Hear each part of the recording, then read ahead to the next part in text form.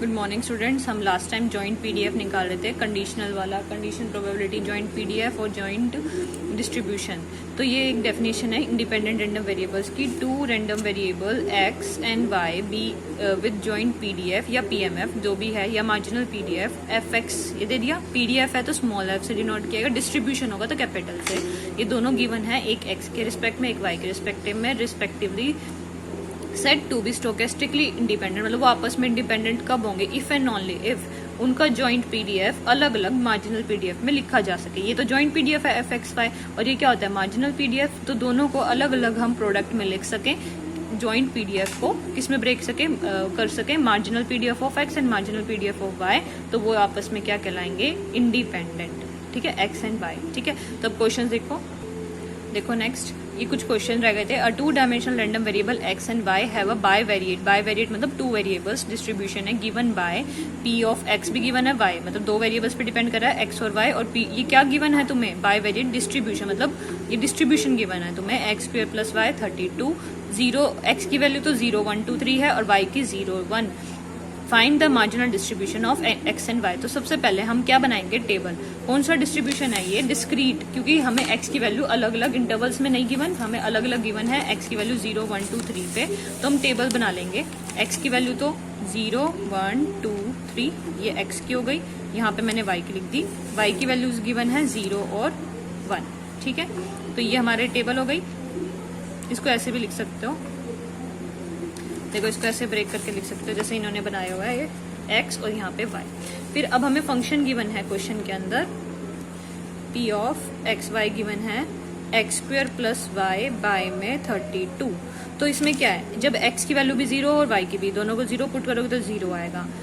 Y की 0 और x की 1, वाई की 0 एक्स की 1 1 बाय 32। एक्स की 2 और वाई की 0, तो 2 का स्क्वायर 4 4 बाय 32 मतलब 1 बाय 8। ऐसे ही एक्स की 3 मतलब 3 का स्क्वायर 9 बाय 32। फिर y की वैल्यू 1 और x की वैल्यू 0, तो 1 बाय 32। ऐसे करते हुए कंप्लीट कर लोगे टेबल तो तुम्हारी टेबल आ जाएगी ये। फिर मैंने तुम्हें बताया था हमें मार्जिनल पीडीएफ निकालना होता है। यहाँ पे कौन वेरी कर रहा है? y फिक्स्ड है ना, तो यहाँ पे सामने आएगा marginal PDF of y।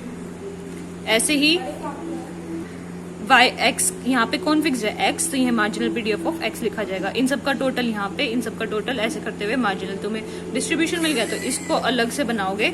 X के लिए क्या बनाओगे? 0 1 2 3,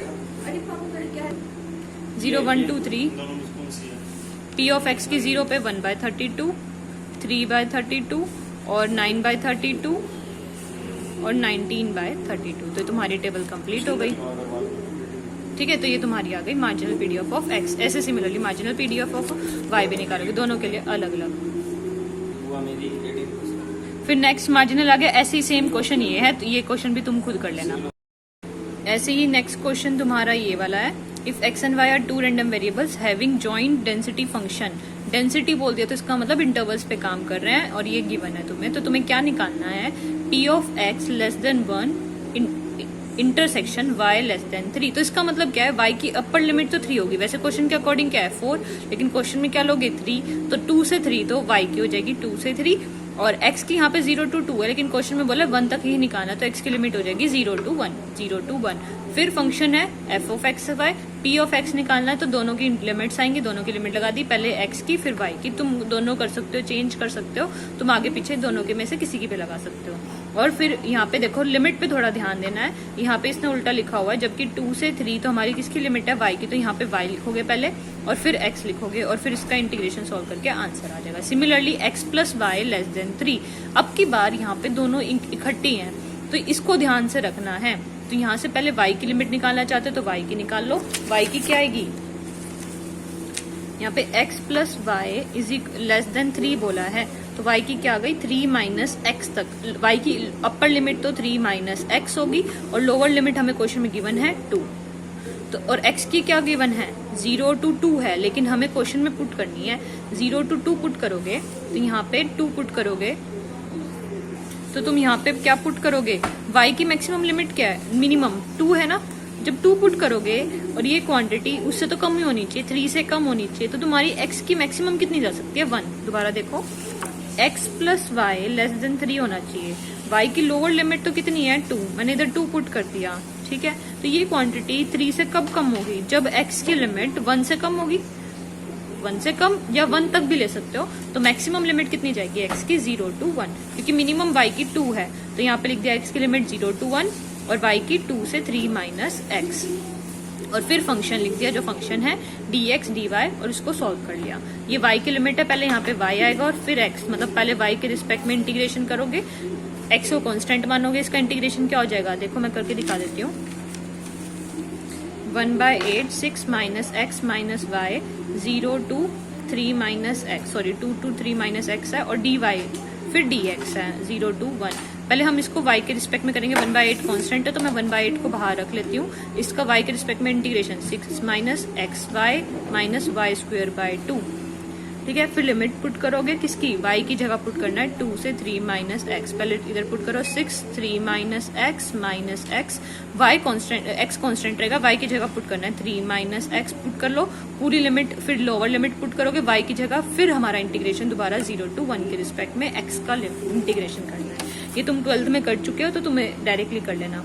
फिर नेक्स्ट है हमारी ये x लेस देन 1 बोला है और y लेस देन 3 बोला है, तो ये और नीचे क्या है कंडीशनल, कंडीशनल क्या होता है p of a by b, ऊपर तो होता है दोनों का इंटरसेक्शन, तो इन दोनों का इंटरसेक्शन करोगे x लेस देन 1 और y लेस देन 3 होना चाहिए, और नीचे जो है वो एज इट इज रहेगा।